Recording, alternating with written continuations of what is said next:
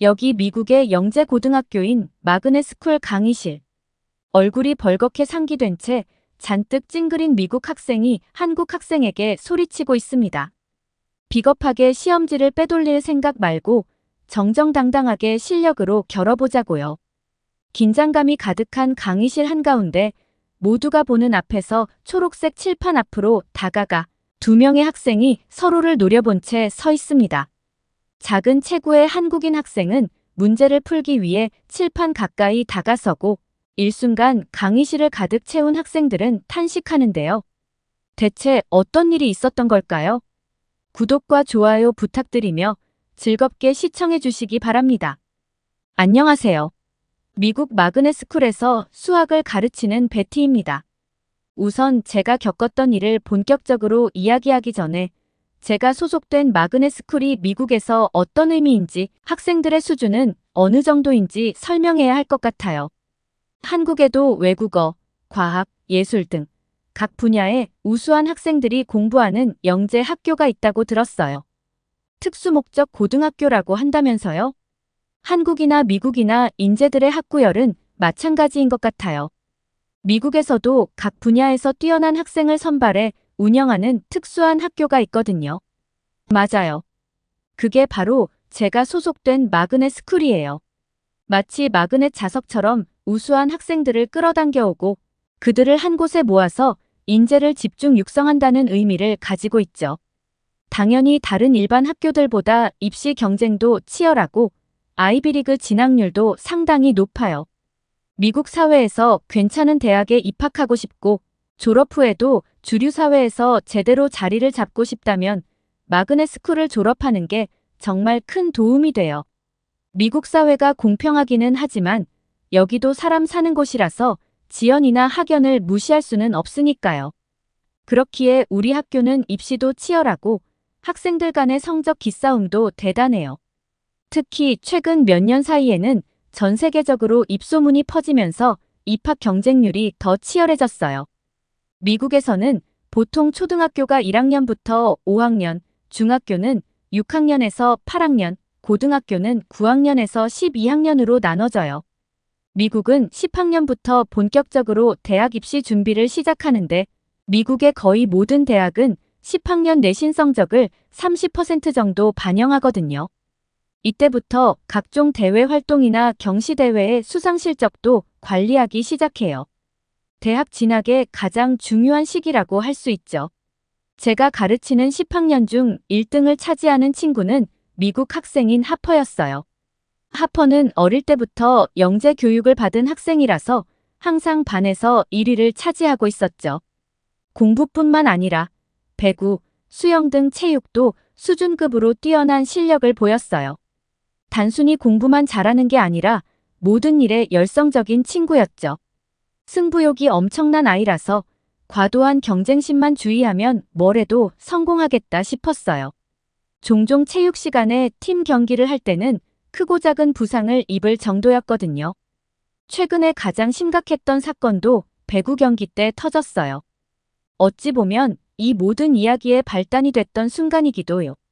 체육 시간에 배구 경기를 하고 있었는데 하퍼는 보통 공격 포지션을 하는데 그날은 랜덤 포지션으로 수비를 맡았다고 하더라고요. 경기가 진행될수록 하퍼팀의 점수가 뒤처졌나 봐요. 나름 배구 에이스인데다가 욕심이 많은 하퍼는 이 상황을 견딜 수 없었죠. 결국 본인 포지션을 넘어서서 온 코트를 누비다가 같은 팀 선수와 크게 충돌했어요. 다른 때 같았으면 서로를 인식해서 조심했을 텐데 점수차가 너무 커서 눈앞에 보이는 게 없었나 봐요.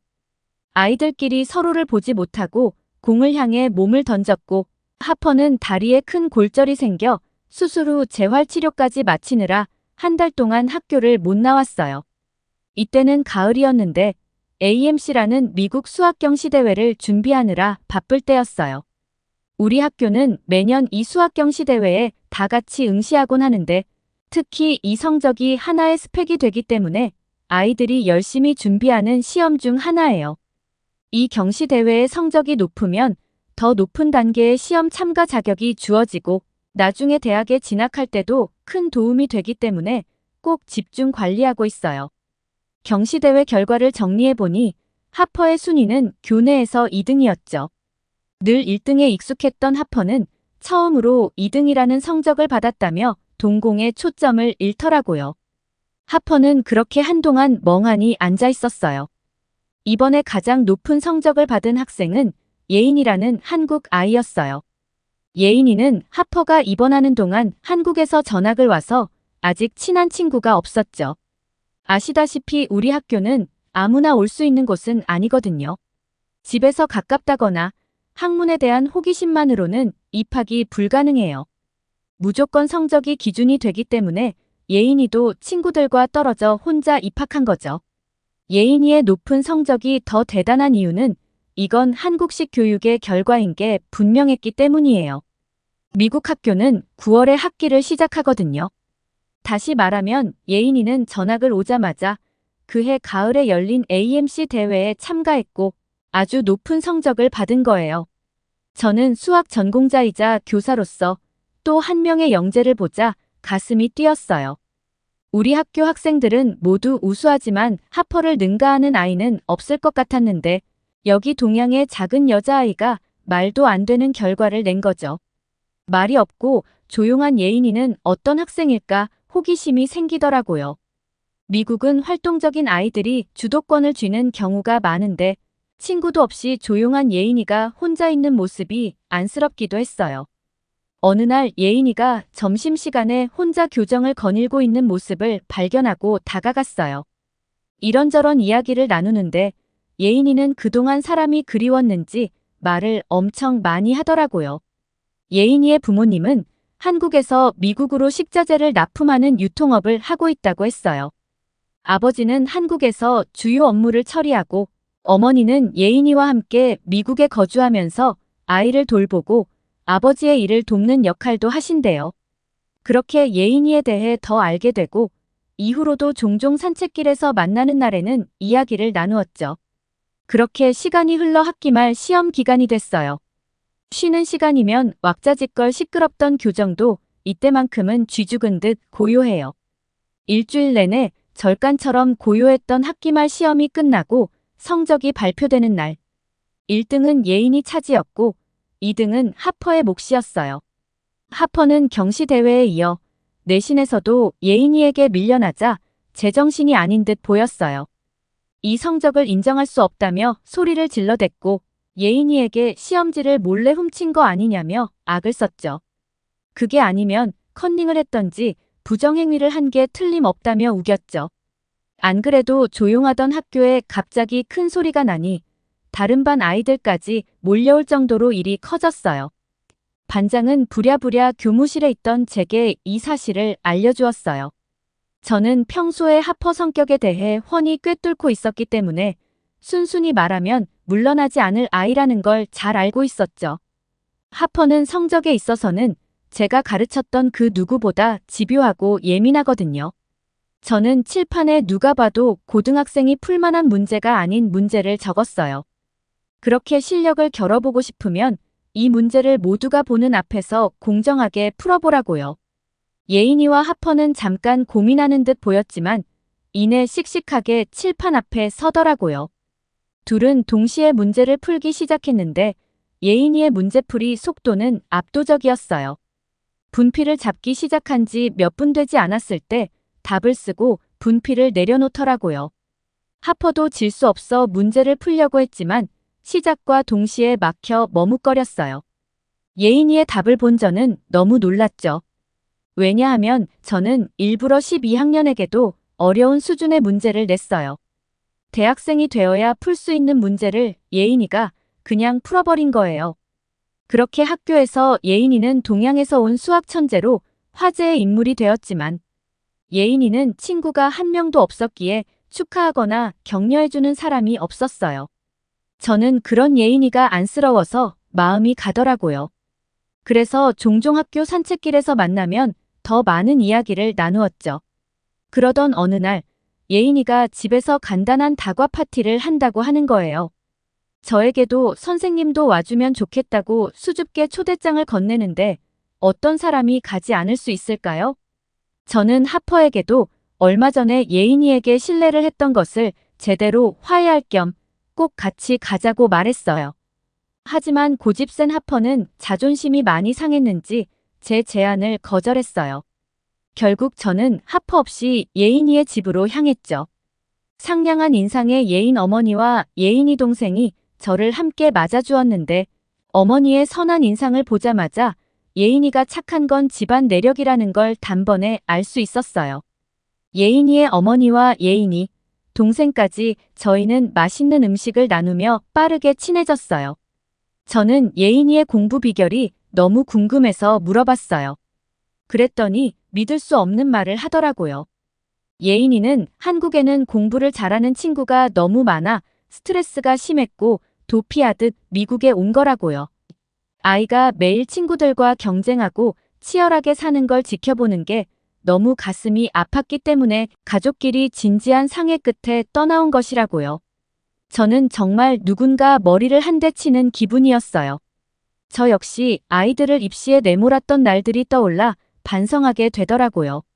사실 학교 바깥의 사회에 나가면 마그넷 스쿨 선생이라고 다들 치켜 세워주니 내심 우쭐한 적도 많았거든요.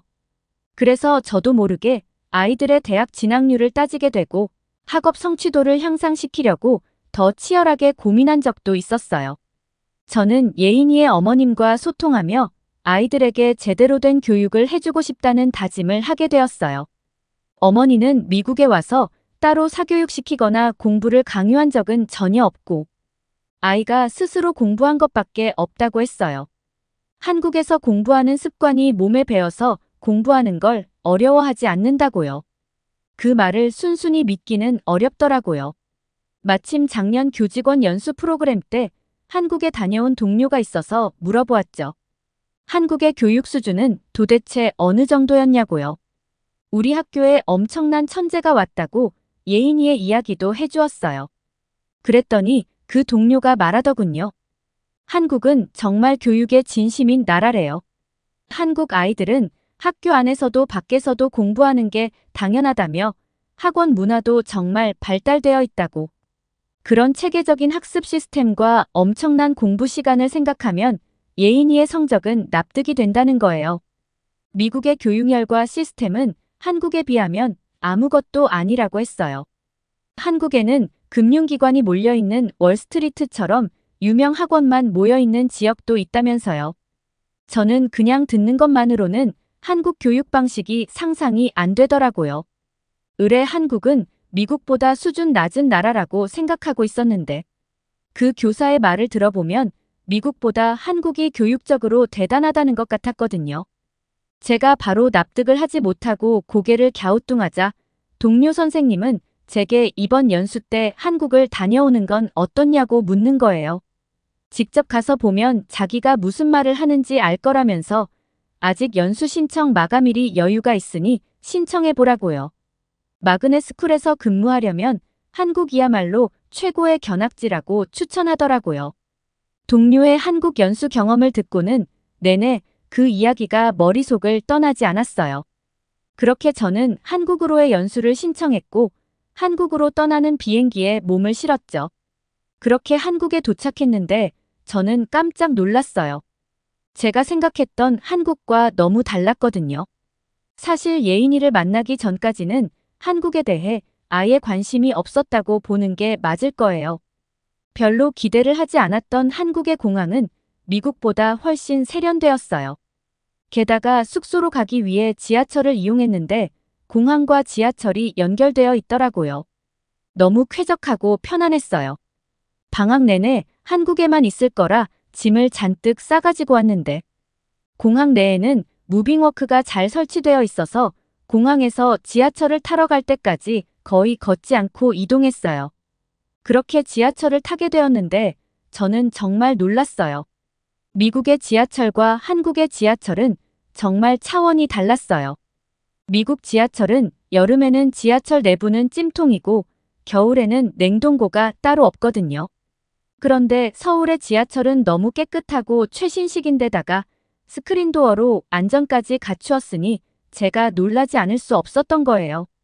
게다가 지하철 내 편의점과 어묵바가 있어서 여행 중간에 급하게 요기하기도 너무 좋겠더라고요. 어묵바 옆에 있었던 즉석빵집에서는 치명적일 정도로 황홀한 빵 냄새가 흘러나왔고 더 이상 참을 수 없어서 빵 하나를 사 먹었는데 그때의 따끈함과 고소한 맛은 아직도 잊혀지지 않아요.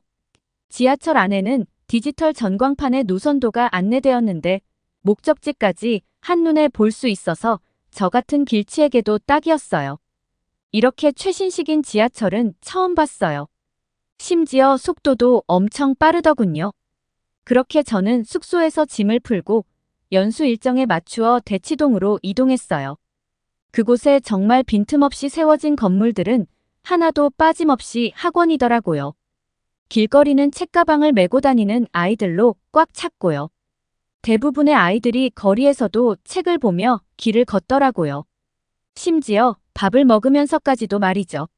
늦은 시간이었음에도 불구하고 간판 하나 꺼진 곳 없이 그곳은 밤에도 나처럼 밝고 에너지가 넘쳤어요. 저는 운 좋게 예인이가 한국에서 다녔던 학원에도 견학을 다녀올 수 있었는데 고맙게도 예인 엄마가 한국 학원에 제 이야기를 해두었더라고요.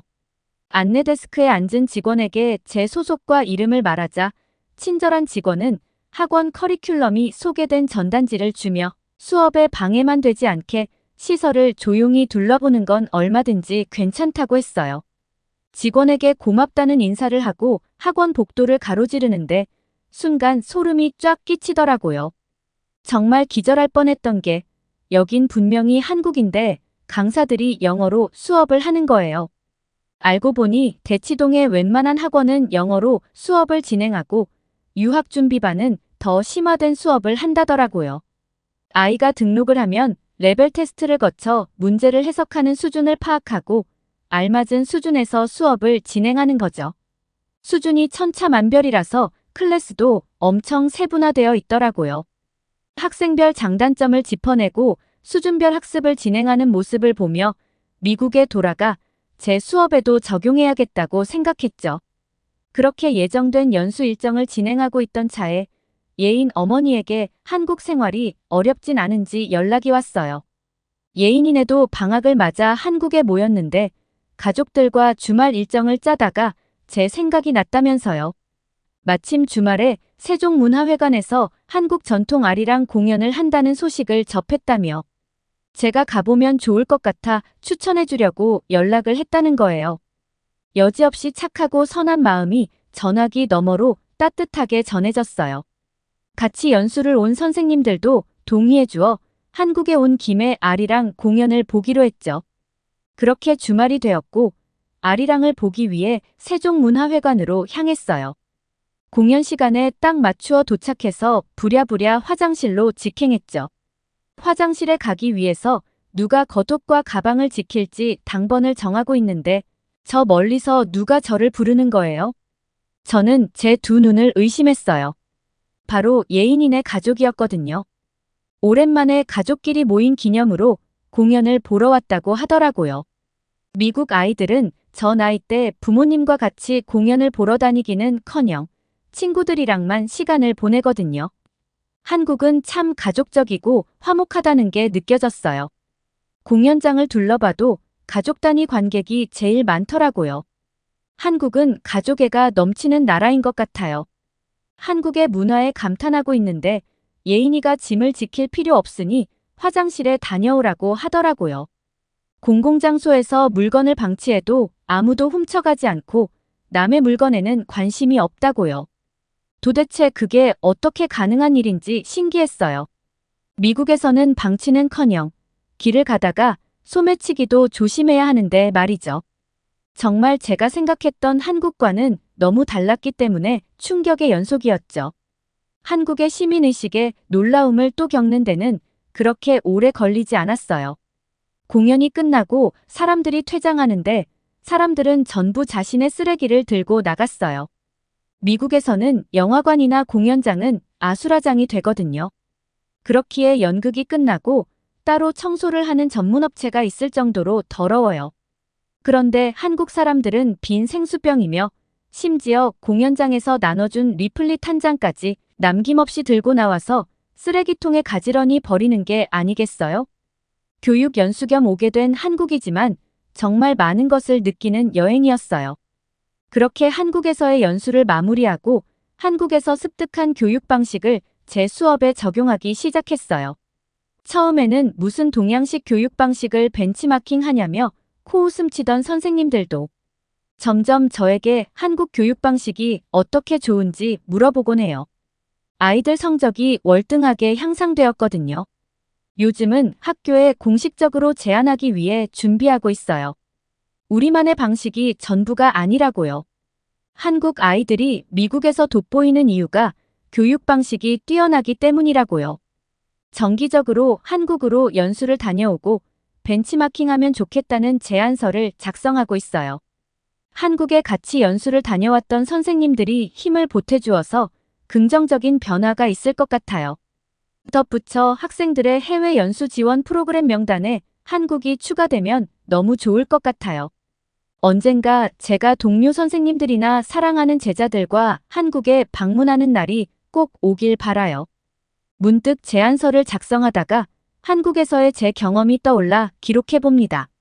제게 한국에서의 경험은 지나버린 기억이 아니라 계속되길 희망하는 현재 진행형이랍니다. 오늘의 사연을 어떻게 들으셨나요? 오늘날 한국의 위상을 높이는데 한국의 교육은 정말 큰 뿌리가 된 것 같아요. 언젠가 베티 선생님과 학생들이 꼭 한국에 방문해서 알차고 즐거운 시간을 보내길 소망합니다. 구독과 좋아요는 영상을 제작하는데 많은 힘이 됩니다. 다음에 더 알찬 이야기로 돌아오겠습니다. 시청해주셔서 감사합니다.